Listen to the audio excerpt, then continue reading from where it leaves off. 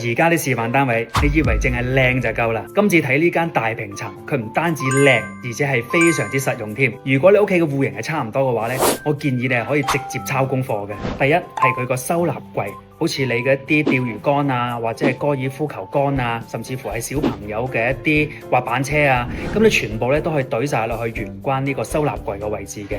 整潔咧係家居環境產生美感嘅第一要素嚟嘅。第二，一啲你着過嘅次乾淨嘅外套咧，你又唔使拎入去個睡房同其他啲乾淨嘅衫咧擺埋一齊。呢個設計咧，尤其適合一啲比較注重個人衛生啊同埋健康嘅人士嘅。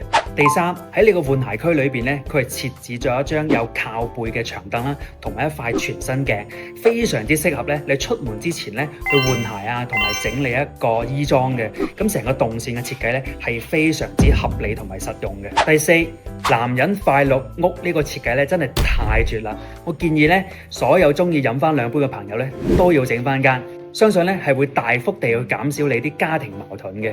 當然亦都有啲唔好嘅地方嘅，就係以後會少咗啲咧同朋友出去飲酒嘅理由啦。嗱，有辣有唔辣，咁啊就睇你點樣揀啦。歡迎喺評論區話俾我知啊！